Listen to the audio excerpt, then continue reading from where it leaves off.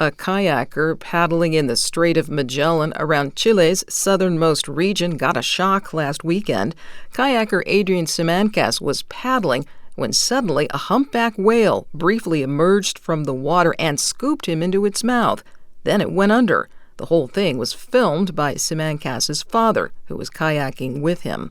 But seconds later, the humpback whale spit him out, and Simancas resurfaced with his kayak. He then scrambled to safety with his father.